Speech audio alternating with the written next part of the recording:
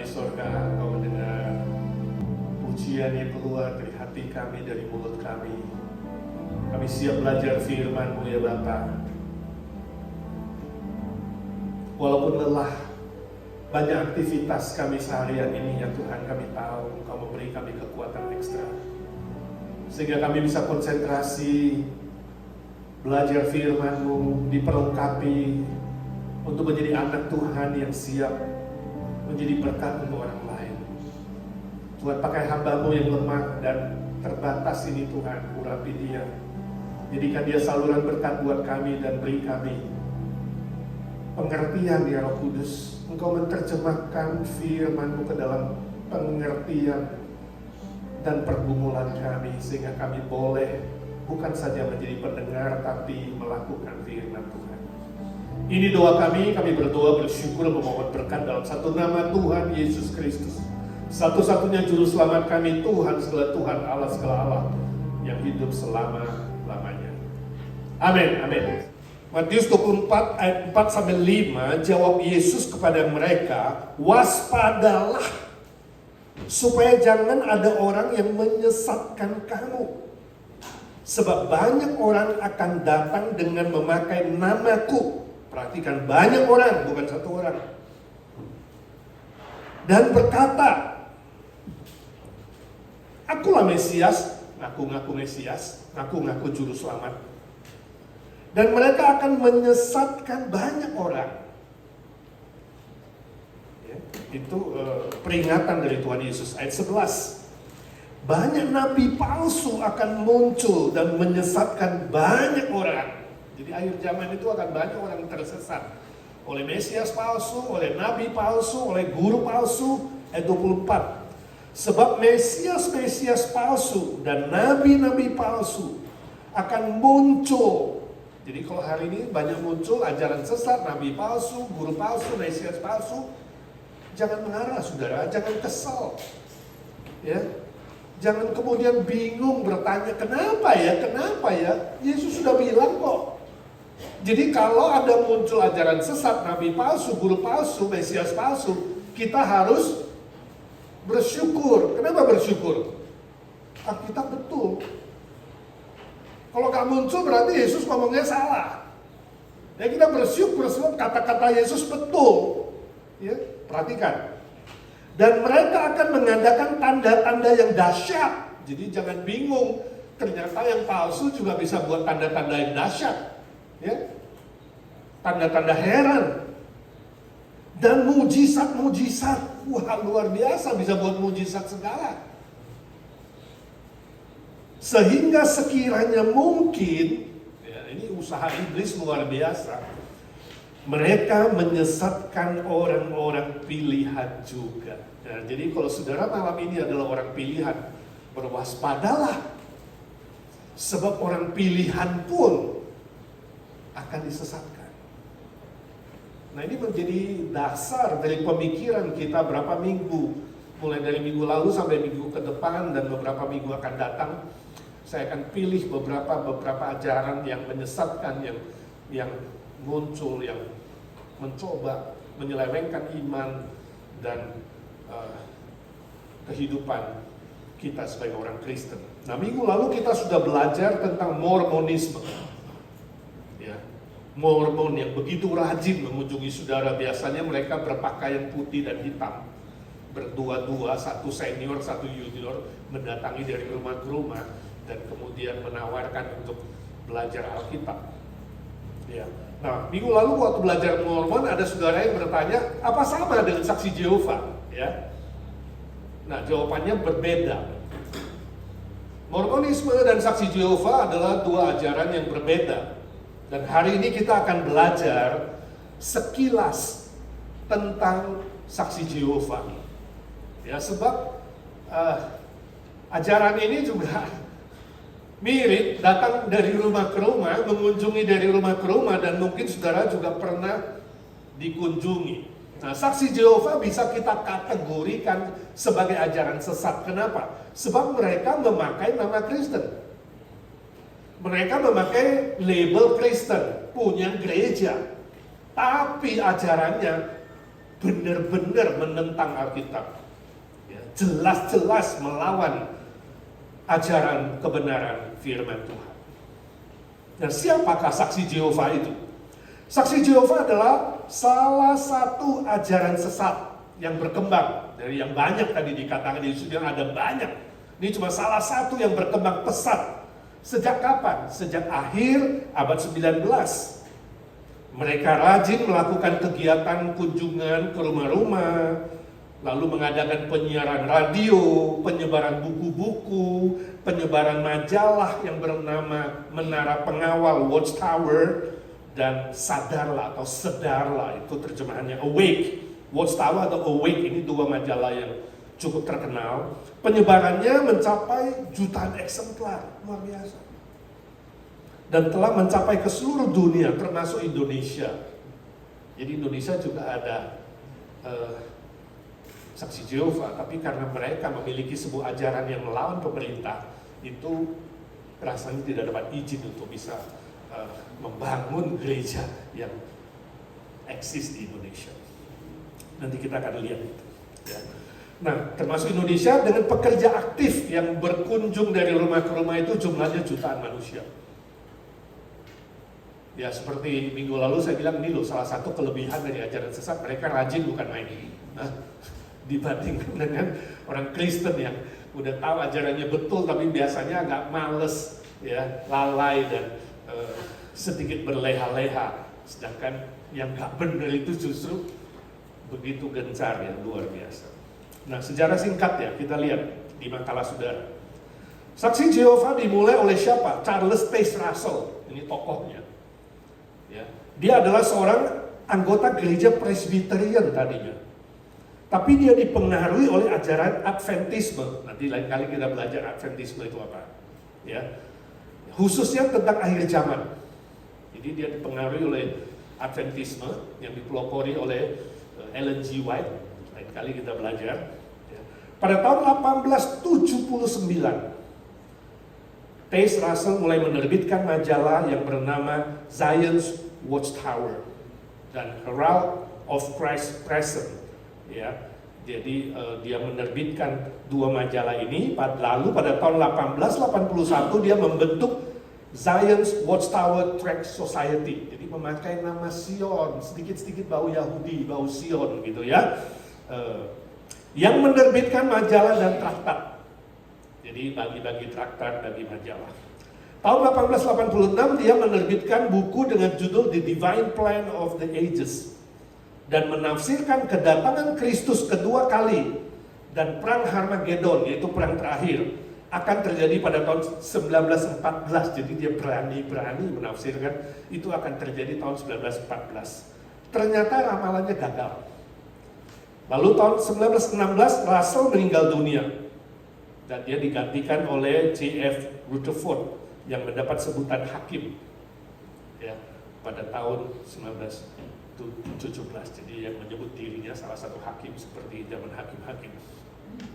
Pada tahun 1920 Rutherford meramal tentang jutaan manusia hidup yang tidak akan mati karena Kristus akan datang untuk mendirikan kerajaan 1000 tahun di bumi ini pada tahun 1925. Ramalan ini juga gagal.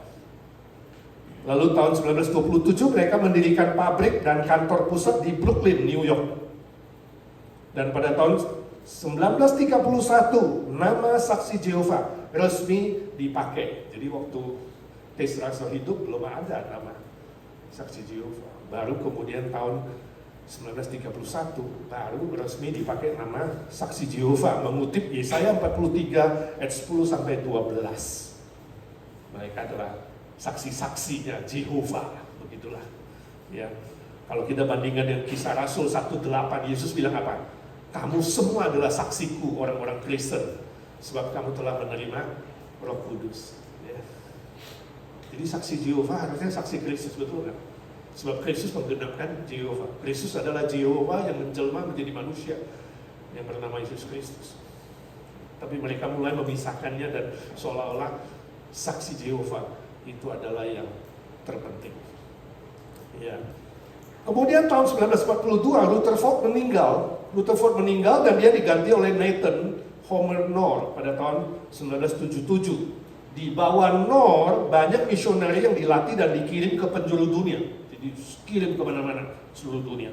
Kemudian organisasi ini dipimpin oleh Frederick Franz yang meninggal pada tahun 1992, lalu digantikan oleh Milton Hansel hingga tahun 2000, dilanjutkan oleh Don Adam hingga tahun 2014, dan hari ini dipimpin oleh Robert Siranko.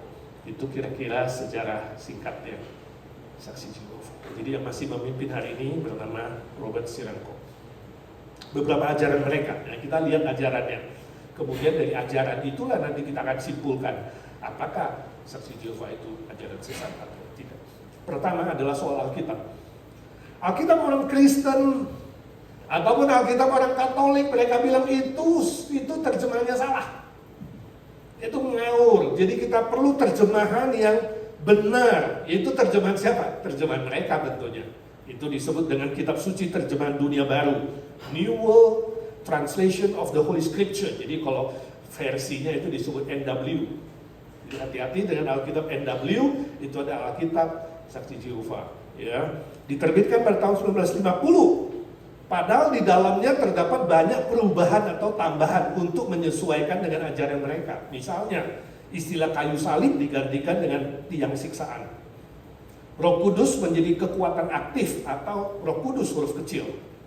Kedatangan Kristus menjadi kehadiran Kristus. Kalau kita bandingkan dengan Yohanes 1 ayat 1, dikatakan firman itu adalah Allah. Lalu mereka ubah di terjemahannya, firman itu adalah seorang Allah. Ini semua ada hubungan dengan ajaran mereka. Nanti kita akan belajar bagaimana konsep mereka tentang Kristus, tentang Logos, tentang firman. Selain itu dalam perjanjian baru mereka menambahkan kata Jehovah sebanyak 237 kali tambahan. Sudah hati-hati dengan Alkitab demikian. Ya, ada Alkitab demikian, buang saja. Jangan habiskan waktu membaca Alkitab demikian. Ya, minggu lalu ada yang tawarin saya kitab Mormon. Saya bilang, you baca, juga baca, saya juga nggak mau baca. Ngapain baca begini, habis waktu. Buang aja ke tong sampah. Lebih baik kita belajar Alkitab. Setiap hari satu pasal. Jadi kitab Mormon pun saudara nggak perlu baca. Kecuali saudara mau jadi dosen dan kemudian saudara mengupas itu. Tapi kalau tidak, jangan meracuni otak saudara dan hati saudara. Nah, kalau kita bandingkan dengan Alkitab berkata dalam 2 Timotius 3:16, Alkitab disebut nafas Allah. Nafas Allah berarti sesuatu yang kekal. Nafas Allah berarti sesuatu yang berotoritas. Nafas Allah berarti tidak pernah bersalah. Baik dalam ukuran iman, moral, dan kehidupan itu yang kita pegang. Oke? Yang kedua, mereka percaya apa? Mereka berkata Allah bernama Jehovah dan hanya berpribadi esa. Jadi tunggal. Bukan tiga pribadi, tunggal. Nah, kalau kita bandingkan dengan Kejadian 18 ketika ya Allah menampakkan diri kepada Abraham, di situ muncul berapa pribadi? 3 pribadi. Nah, kita percaya Allah yang sejati 3 pribadi, Tritunggal. Satu Allah 3 pribadi, yaitu Bapa, Yesus Kristus dan Roh Kudus. Ini adalah satu. Ya, sudah bisa baca Yohanes 1 ayat 1 itu tentang Kristus. Ya, 16:13 itu tentang Roh Kudus, 1 Korintus 8 ayat 6 itu tentang Bapa. Dan Allah yang sejati itu adalah Allah yang esa, satu, naturnya sama, tapi 3 pribadi yang setara. Nah, saudara yang mau lihat pelajaran tentang Tritunggal, saudara boleh ke YouTube saya, Defenses boleh. Ya. Situ ada 4 seri atau 5 seri tentang Tritunggal. Waktu masa COVID itu lagi heboh di Indonesia dan saya ada bicara soal pelajaran tentang Tritunggal. Silakan saudara ke sana untuk belajar. Itu Allah yang sejati. Yang ketiga, jadi konsep Allah mereka salah karena tunggal esa, ya, monoteis, tunggal, ya, bukan 3 pribadi, 1 pribadi. Alkitab juga ngawur. Lalu Yesus Kristus, mereka bilang Yesus Kristus adalah salah seorang kepala malaikat yang pertama kali diciptakan oleh Allah. Jadi Yesus diciptakan oleh Allah. Ya, nah namanya adalah Mikael. Jadi mereka percaya Yesus itu adalah malaikat Mikael. Dan memanifestasikan diri dalam bentuk manusia. Jadi si Mikael menjelma menjadi manusia, itulah Yesus. Dia disebut juga sebagai anak Allah, tanda kutip. Karena dia pertama kali diciptakan oleh Allah. Ya. Dia juga dipanggil sebagai seorang Allah, a God. Bukan Allah itu sendiri. Seperti Yohanes 1 ayat 1. Ya, saudara boleh baca Yohanes 1 ayat 1 ayat 3, Kolose 1 15-17 itu berbicara soal kealahan dari Yesus Kristus. Jadi saksi Yehova menurunkan martabat dan derajat kealahan Kristus dan benar-benar melawan ajaran Alkitab. Nomor 4, Yesus tidak mati di kayu salib, melainkan dia tiang siksaan. Sebab bagi mereka salib adalah simbol agama kafir yang diadopsi kekristenan pada masa kegelapan. Nah, saudara bisa melihat ayat-ayat di sana, Matius 27, Filipi 2, 1 Petrus 2, itu semua menceritakan tentang kematian Kristus di salib sebagai jalan satu-satunya penebusan dosa bagi kita. Ya. Dan mereka percaya ketika Yesus Kristus mati, tubuhnya menjadi hilang. 3 hari kemudian bangkit lagi dalam bentuk roh. Jadi Yesus gak bangkit dalam bentuk tubuh, tapi bentuk roh, yaitu sebagai malaikat. Itu semua ajaran sama sekali melawan firman Tuhan. Sebab itu mereka tidak menghargai kematian Kristus sebagai jasa penebusan dosa, tapi hanya kematian biasa saja. Akibatnya tidak perlu merayakan perjamuan kudus secara teratur, mau per minggu kayak, mau per bulan kayak, gak perlu. Cukup sekali setahun untuk mengingat kematian Yesus tanpa diharuskan makan roti dan minum anggur sebagai simbol dari tubuh dan darah Kristus. Ini jelas-jelas menghina dan meremehkan pribadi Kristus dan karya penebusan Yesus Kristus. Tidak sesuai ajaran Alkitab. Nomor 5, Roh Kudus bukanlah Allah, bukan pula sebuah pribadi, melainkan hanya sebuah kekuatan aktif. Jadi energi saja. Energi atau kekuatan aktif yang dipakai oleh Allah untuk melakukan kehendaknya. Nah, ini jelas-jelas melawan firman Tuhan. Sebab Alkitab berkata Roh Kudus itu punya pikiran, punya hikmat, Roh Kudus punya perasaan, ya. Dia bisa berduka cita kalau saudara melawan firman Tuhan. Roh Kudus punya perasaan dan punya apa? Kemauan. Dia bisa mengutus Paulus untuk menginjili di sana, dia bisa menggerakkan, memimpin, berdoa. Jadi Roh Kudus itu pribadi, bukan energi. Ya, memang ilustrasinya bagus ya, mereka bilang ya Roh Kudus itu ibarat listrik, ya kan? Gak kelihatan, tapi kalau kita colok listrik, fan nyala, handphone nyala, sih itulah Roh Kudus. Kelihatan ilustrasinya bagus ya, tapi benar gak? Kenapa tidak benar? Sebab listrik bukan pribadi, generator pemanggil listrik bukan pribadi, ya. Sama-sama punya tenaga, tapi ingat, tenaga bukan pribadi. Pribadi boleh punya tenaga, tapi pribadi itu terdiri dari apa? Pikiran, perasaan, dan kemauan. Ini berbeda. Kalau pembangkit listrik gak punya itu, ya. Jadi ini jelas melawan firman Tuhan. Doktrin Roh Kudus yang sangat salah dan menurunkan kealahan Roh Kudus dan kepribadian daripada Roh Kudus. Keenam, keselamatan tidak mungkin diperoleh jika tidak taat penuh kepada aturan dan program kerja organisasi Saksi Yehova. Nah ini ngarang-ngarang nih, ya, seolah-olah organisasi itu Mesias kan. Jadi lewat organisasi itulah manusia bisa diselamatkan. Mereka yang sungguh-sungguh giat akan dibebaskan pada saat perang Harmagedon. Bagi mereka yang kelak masuk ke Firdaus di bumi ini pun harus memelihara pekerjaan baiknya agar bisa dimeteraikan untuk kehidupan. Nah ini sama dengan doktrin keselamatan agama-agama yang tidak memiliki apa? Jalan keselamatan. Mengandalkan usaha manusia, mengandalkan perbuatan manusia atau jasa manusia. Ini bukan ajaran Alkitab. Ini teologi dari bawah, teologi from below, bukan teologi from above. Ini jelas bukan doktrin keselamatan yang diajarkan oleh firman Tuhan. By the way, ngomong-ngomong, Firdaus itu di bumi atau di surga ya? Hah? Di bumi ya? Jadi waktu Yesus bilang kepada penjahat di sampingnya, hari ini juga kamu bersama-sama aku di Firdaus, itu artinya kemana? Oke. Nanti kita bahas. 7. Kedatangan Kristus kedua kali terjadi secara tidak kelihatan. Nah ini juga ngawur. Padahal malaikat mengumumkan di Kisah Para Rasul 1 kan, sebagaimana kamu melihat Yesus terangkat ke sorga, kamu akan melihat dia datang kedua kali dan semua mata akan melihat dia. Semua lutut akan bertelut dan semua lidah akan mengaku Yesus Kristus adalah Tuhan segala Tuhan. Ini jelas melawan firman Tuhan. Ya.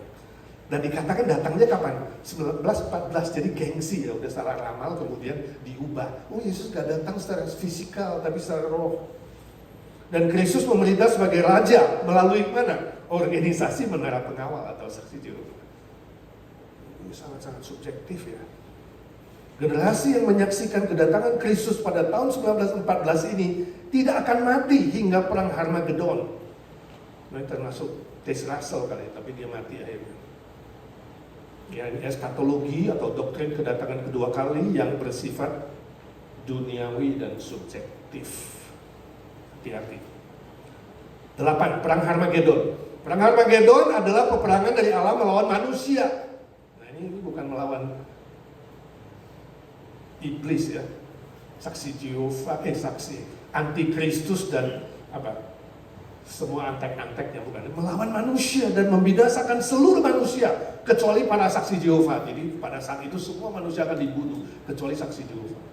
Jadi saudara kalau jadi anggota kataannya bisa bebas.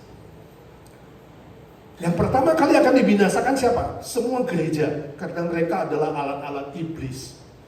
Luar biasa ya. Menyerang gereja terang-terang. Perang ini akan terjadi pada saat kedatangan Kristus kedua kali, disusul dengan pendirian kerajaan 1000 tahun yang mereka sebut Firdaus, itu kerajaan 1000 tahun di bumi ini. Ya. Di atas bumi. Saya nggak bayangkan kalau terjadi perang dunia ketiga ya. Ini dengan senjata biologi, senjata nuklir, ini bumi masih ada nggak ya? 2 Petrus mengatakan apa? Semua akan lenyap. Semua akan lenyap. Nggak mungkin ya bangun kerajaan 1000 tahun di bumi ini. Bumi ini akan udah nggak berbekas. Akan jadi seperti neraka. Terbakar habis. Jangan berharap dengan bumi ini, planet bumi yang sudah berdosa, dengan langit dan bumi yang lama akan lenyap semua. Baca 2 Petrus pasal 3. Lalu mereka tafsirkan kapan terjadi kerajaan 1000 tahun itu, kedatangan Yesus. 1914 gagal, lalu tafsir lagi 1918, tinggal kurang kerjaan ini ya. Tafsir terus, 1921 gagal, 25 gagal, 41 gagal, 75 gagal, 92 gagal, nggak kapok-kapok. Tapi semuanya gagal dan dusta belaka. Benar-benar subjektif dan spekulatif. Ya, iblis pintar sekali. Iblis akan membuat kamu berdebat hal-hal yang tidak penting. Kapan Yesus datang lah? Siapa si antikristus lah? Nanti apakah itu nanti perang dunia ini, perang dunia itu, perang ini, perang. Ya? Lalu debat inilah, itulah hal-hal yang relatif. Baptis selam lah, baptis celup lah, baptis percik lah, baptis ulang lah. Sesuatu yang relatif. Boleh bahasa roh, kalau tidak bahasa roh lah, nyanyi angkat tangan atau turun tangan lah, pakai band atau nggak pakai band. Saudara melihat itu semua hal-hal yang dibuat atau dipakai oleh iblis untuk membuat orang Kristen kemudian gereja-gereja nggak bersatu tapi ribut hal-hal yang nggak penting. Termasuk menafsir kapan Yesus datang. Lalu lupa apa? Mengabarkan Injil sih. Lupa mencari jiwa-jiwa yang terhilang. Kita lupa 2/3 bumi manusia. 2/3 manusia di bumi ini belum percaya. Kita lupa itu. Kita gak fokus kepada ladang yang sudah menguning. Akhirnya obok-obok di dalam, bahaya gak? Sangat-sangat berbahaya. Ya, pintar sekali ini buat ditafsir terus nih. 18, 21, 25. Menghitung secara matematis. Padahal sudah terjadi dari abad pertama, orang terus menghitung salah terus tapi nggak belajar dari sejarah. Orang yang tidak belajar dari sejarah akan dihukum untuk mengulangi kesalahan sejarah. 9. Sejak kematian ke-12 Rasul, menurut mereka hanya ada beberapa orang yang tersisa yang bisa memelihara imannya. Kekristenan telah dibinasakan oleh iblis. melalui pemerintahan dunia yang jahat. Ini nggak belajar sejarah ini ya, bagaimana kekristenan dipelihara oleh Tuhan ya, sejak abad pertama sampai 19. Akhirnya dipulihkan oleh siapa? Charles Taze Russell sih, mau jadi Mesias nih, mau jadi juru selamat di paling hebat ini. Ya, dia yang memulihkan pada tahun 1870. Pada tahun 1914 ketika Kristus datang dalam bentuk roh, dia umumkan bahwa organisasi Russell lah sebagai hamba yang setia dan bijaksana menurut Matius 24:45. Seluruh pemerintahan dunia dan gereja di bumi ini adalah alat iblis untuk menyesatkan manusia. Hanya organisasi saksi Jehovah lah yang menjadi nabi Allah.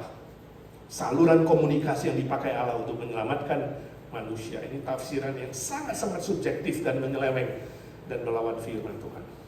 Menyelewengkan sejarah, nggak belajar sungguh-sungguh bagaimana Tuhan Yesus yang bilang, aku menyertai kamu sampai kesudahan zaman. Itu janji Yesus kepada para rasul, dan dia memulai gerejanya. Tuhan yang menjaga gereja, bukan manusia. Gak ada satu manusia yang bisa memelihara gereja Tuhan. Tapi sepanjang sejarah kita melihat jejak-jejak tangan Tuhan menyertai gerejanya, terlepas dari berbagai macam tantangan dan kesulitan. Amin. Kembali kepada Tuhan. Lalu apa akibatnya? Ya, akibatnya, sebab itu semua hari raya, termasuk hari ibu, hari ayah, liburan nasional, atau merayakan ulang tahun, bahkan menghadiri perayaan ulang tahun atau hanya mengirim kartu ulang tahun, sama sekali dilarang untuk anggota saksi Jehovah. Mengerikan ya. Mereka yang melanggar peraturan ini akan dihukum melalui komisi pengadilan. Hukumannya adalah dikucilkan. Dimulai dengan pengumuman terbuka di pertemuan balai kerajaan dan melarang semua orang untuk berhubungan dengan si terhukum. Bahkan menyapa di jalanan pun nggak boleh. Hanya keluarga saja yang boleh berhubungan secara terbatas. Kemudian hukuman ini akan dipulihkan oleh penatua melalui percakapan dan pernyataan pertobatan. Ini sangat-sangat subjektif dan sangat-sangat diktator. Mengerikan ya. Saya bayangin kalau Pak Edi kasih hukuman begini ya. Tapi heran ya banyak yang ikut. Mengerikan sekali. Ketika hati dan pikiran sudah dibutakan, seorang manusia bisa melakukan apa saja yang tidak logis, tidak legal, dan melawan hati nurani sendiri. 10 kerajaan laut Hades sama dengan kuburan manusia. Jadi itu Hades tuh. Kuburan manusia itu cuma Hades, itu cuma kuburan manusia.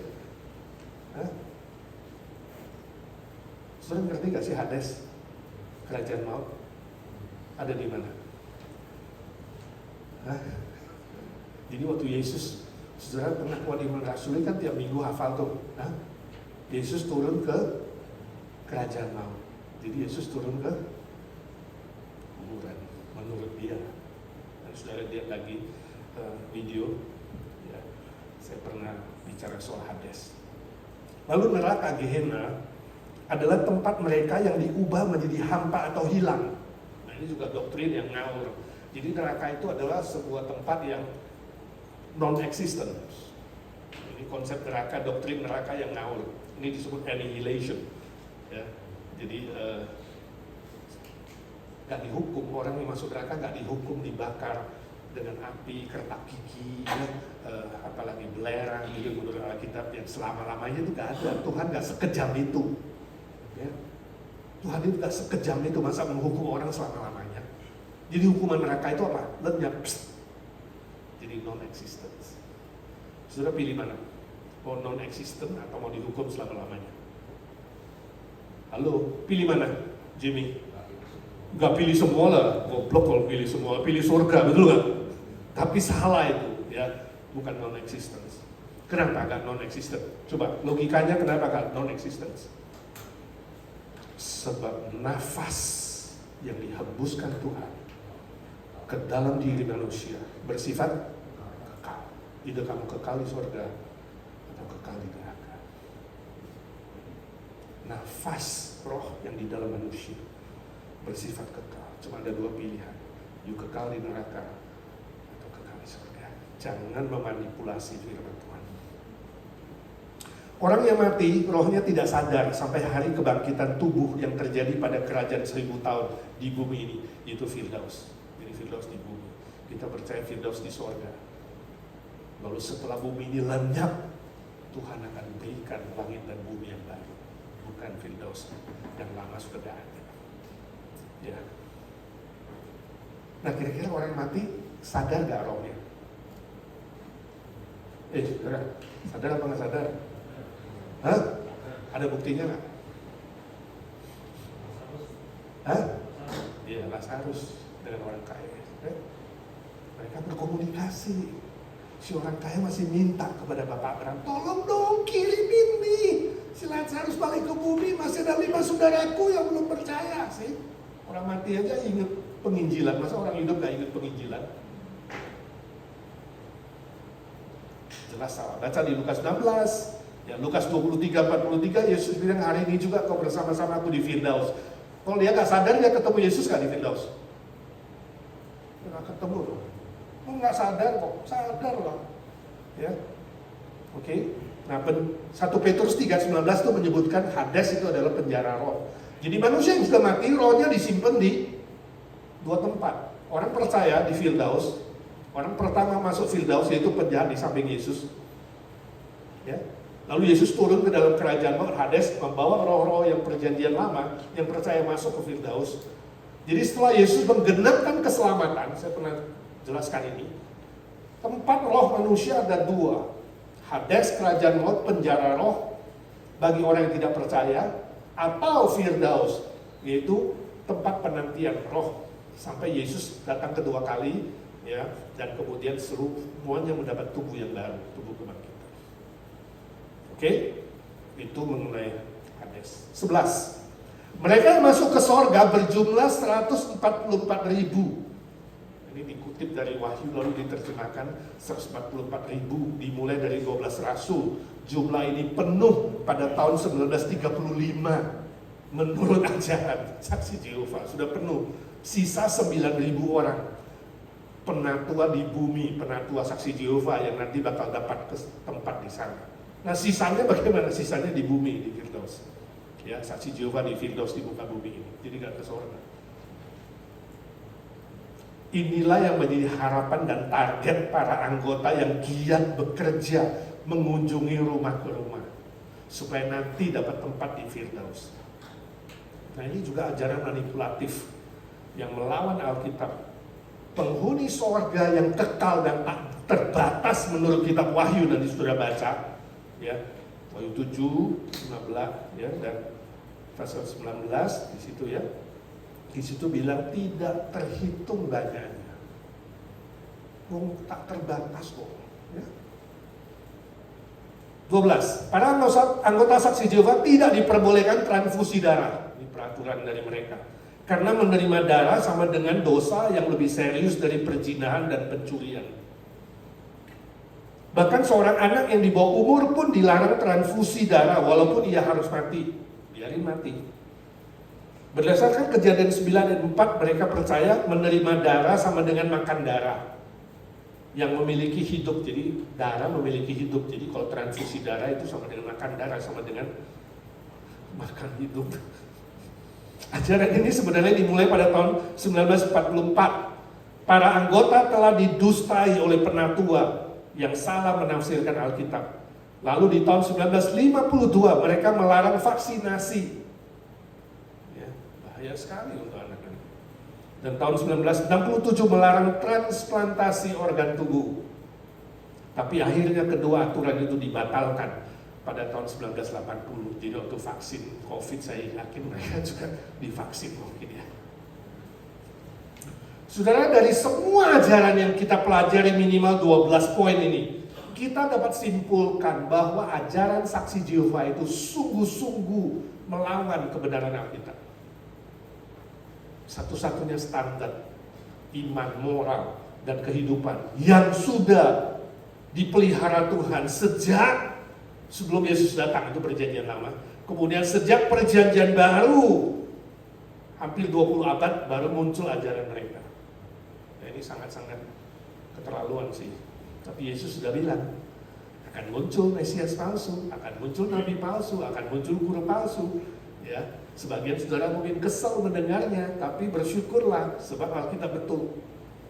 Tapi selain bersyukur, bagaimana respon kita? Mari kita lihat. Ini beberapa respon kita. Yang pertama, jangan berdebat untuk menang dalam pertarungan ayat. Mungkin saudara lebih ahli hafal ayat. Jangan argumentasi atau debat untuk mempermalukan mereka. Jangan. Saya ingat waktu saya masih praktek 2 bulan, saya tingkat kedua kalau nggak salah diutus di Malang, lalu diutus ke Tasikmalaya, pelayanan di situ 2 bulan. Nah, ada pendeta yang pinter sekali hafal ayat. Nah, kebetulan salah satu anggotanya membawa saksi Jehovah salah satu ke gerejanya. Jadi ini teman deal. Oke, minggu ini saya ikut kamu ke saksi Jehovah, minggu depan kamu ikut saya ke gereja. Jadi dibawalah ke gereja. Lah waktu di gereja, wah dia ditaruh di situ, disidangkan seolah-olah orang lain semua lihat Pak Pendeta ngomong dengan dia. Dia cerita-cerita waktu dia bilang, Yesaya pasal A, misalnya pasal 40 ayat 31, Pendeta bilang stop.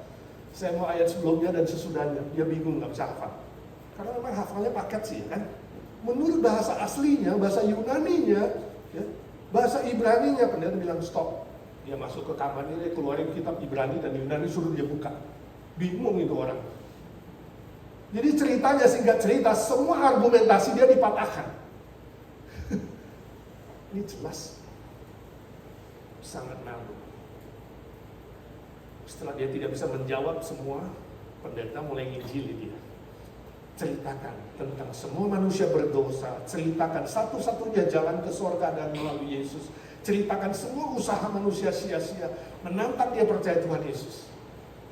Tapi dia berkeras hati, tidak mau terima. Ingat, kalau you memenangkan argumen, you mempermalukan orang lain, walaupun dia tahu salah, dia tidak pernah akan menerima. Itu sebabnya nasihat pertama, jangan berdebat dan jangan usahakan untuk menang berdebat. Singkirkan jauh-jauh. Lebih baik gak bahas topik, bahas yang lain. Bahas makan bakso, makan bakmi, minum kopi, ya. Jadi teman. Itu dulu. Ya, sangat penting. Kecuali di kampus beda. Ya, kecuali dalam setting akademik beda. Kita kadang debat secara resmi itu berbeda. Tapi kalau untuk memenangkan jiwa, jangan berdebat. Apa? Jangan. Itu nasihat pertama. Kedua, usahakan mengajaknya membaca Alkitab secara menyeluruh, khususnya Perjanjian Baru. Menyeluruh, tanpa berhenti dan tanpa menafsir, hanya baca. Alkitab kamu tentunya, bukan Alkitab New World Translation, bukan, ya. Udah deh, kita minum kopi sambil baca deh, mulai dari Matius, baca aja terus. Tanpa harus menafsir, tanpa harus komentar. Kenapa? Sebab Roh Kudus bisa bekerja lewat pembacaan firman Tuhan. Cukup itu saja. Ya, jangan pernah mau baca Alkitab mereka, jangan pernah mau baca majalah mereka dan artikel lain. Sebab kamu tahu itu racun, jangan masukkan racun di pikiranmu, di hatimu. Baca Alkitab. Ya. Ketiga, pakai pertanyaan yang jawabannya terfokus pada berita Alkitab. Jadi jangan bertanya soal dia punya, nanti diskusi dia punya. Tanyalah soal Alkitab, ya kan? Alkitab ngomong apa ya tentang semua manusia? Oh, semua manusia kan berdosa. Ini buktinya, ya kan? Semua ke Alkitab. Alkitab ngomong apa ya tentang juru selamat? Ya kan? Oh iya, Yesus pernah bilang, akulah jalan kebenaran dan hidup. Tidak ada seorang pun yang pergi kepada Bapa kecuali melalui aku. Jadi semua pertanyaan itu jawabannya di mana?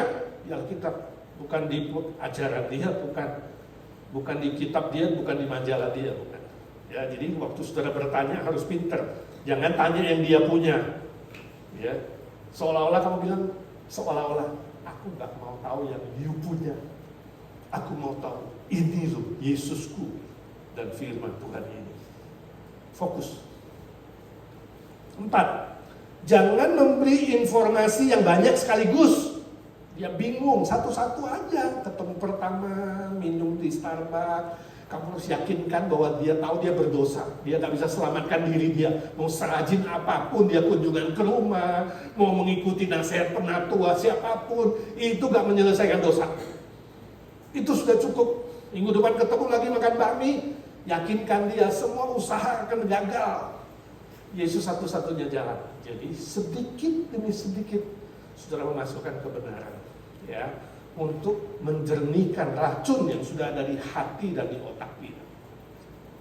5. Usahakan tetap bersahabat dengan mereka dan tunjukkan kasih yang nyata. Tunjukkan bahwa orang Kristen itu bukan alat iblis, tapi garam dan terang dunia. Itu sebabnya kalau ajak makan kamu yang bayar. Jangan pelit, ya. Sudah kurang duit, minta sama Ruben. Gajinya udah naik berapa kali lipat, pasti banyak duitnya. Sudah bisa nginjili lewat duit nggak? Bisa nggak? Nah, duit. Nah, coba hafal duit. D itu dosa. Semua manusia berdosa. Apa? Dosa. U itu apa? Usaha sia-sia. Jadi D-U. Lalu apa? I itu apa? Injil. Salib dan kebangkitan adalah jawaban. Cukup ceritakan salib dan kebangkitan. Dan T itu apa? Tuhan Yesus harus diterima. Yohanes 1 ayat 12. Cukup 4 ini. Ya. Injili dengan duit. 1, 2, 3. Simple. Injil itu simple. Ya, kita bisa memenangkan jiwa dengan duit. Selain ajak makan bakmi saudara bayar, ajak ngopi saudara bayar, saudara injili dengan duit. Ingat, oh hari ini saya jelaskan D, dosa. Semua manusia berdosa, gak ada kecuali. Ya. U, usaha sia-sia. Mau rajin bekerja ke, mau hafalin ayat ke, mau kunjungan rumah ke rumah ke, nasihat penatua ke, mau lakukan apa saja ke, tidak bisa selesaikan dosa. Itu sampai yakin. Belum yakin, jangan pulang, minum kopi terus. Lalu I, Injil. Injil is the key. Injil itu apa? Kabar baik. Kabar baik itu apa? Salib, kebangkitan. Salib menyelesaikan dosa, kebangkitan adalah jaminan hidup kekal. Cuma itu. Yesus satu-satunya jalan sebab dia bangkit. Dia mati dan dia bangkit. Injil. Okay? T itu apa? Tuhan harus diterima. Yohanes 1:12. Cuma dengar percuma, cuma ngerti percuma, harus diterima. Lalu kamu bacakan Roma 10:10. Barang siapa yang mengaku dengan mulut, percaya dengan hati, dia pasti diselamatkan. Mau nggak Bapak percaya dari hati dan mulut? Dia bilang mau. Nah, ikutin doa saya ya. Kamu dengerin dia doa. Tuhan Yesus, aku mengaku aku berdosa. Aku mengaku aku nggak bisa selamatkan diriku. Aku hari ini menerima Engkau sebagai Tuhan dan Juru Selamatku. Dengerin, ikutin doamu. Dalam nama Tuhan Yesus, Juru Selamat kami. Aku menerima Tuhan dan mau setia sampai mati. Amin. Waktu dia amin, kamu selamatin tangan. Selama dia congratulations ya, kamu menjadi anak Allah menurut Yohanes 1:12. Kita sekarang saudara seiman. Nanti kita sama-sama masuk surga, bukan hanya di Firdaus saja. Di surga yang mulia, yang indah, yang tak terhingga itu. Amin. Injili dengan ingat. Yang gak lupa kan? Kayak Nike, just do it. Right? Oke. Sampai nomor 6. Berdoa dan bersandar pada Roh Kudus ini penting. Jangan bersandar kepada kemampuan dirimu. Ya, walaupun udah ikut seminar, udah ikut YouTube Advances boleh, jangan anggap dirimu pinter. Ya, saya pun terus belajar. 7. Nah, ini perhatikan 7 ini sangat penting. Tetaplah berwaspada agar tidak terjebak dalam tipu muslihat si jahat. Jika saudara tidak diperlengkapi atau tidak mempersiapkan diri dengan baik, perhatikan ini, lebih baik tidak menerima mereka dalam rumah saudara.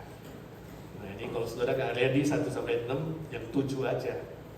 Katakan, sorry, saya gak bisa persilahkan you masuk di rumahku. Bagaimana kalau saya doain kamu saja di depan pintu? Kasih dia air minum, kasih Coca-Cola, kasih 7-Up, dia naik 7 kali, 7-Up kan naik 7 kali. Doakan dia. supaya satu hari dia sungguh-sungguh belajar baca firman Tuhan dan dia bisa bertobat. Kalau saudara gak siap loh ya, tapi kalau saudara siap silakan ya. Tapi tadi prinsipnya, kamu yang menguasai pembicaraan, kamu yang mengontrol pembicaraan, kamu yang bayar itu yang makan, kamu adalah yang memimpin, bukan yang dipimpin.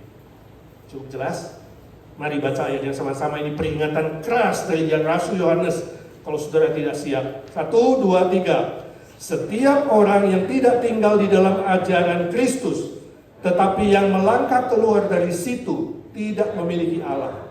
Barang siapa tinggal di dalam ajaran itu, ia. Jikalau seorang yang datang kepadamu tidak membawa ajaran ini, janganlah kamu menerima dia di dalam rumahmu. Cukup jelas ya. Dan janganlah memberi salam kepadanya, sebab barang siapa memberi salam kepadanya, ia mendapat bagian dalam perbuatannya yang jahat. Nah, tidak memberi salam bukan saudara ngusir-ngusir dia, marah-marah, bukan. Tapi jangan ikut-ikutan dengan dia. Itu sebabnya kamu yang memimpin, bukan dipimpin. Itu penting.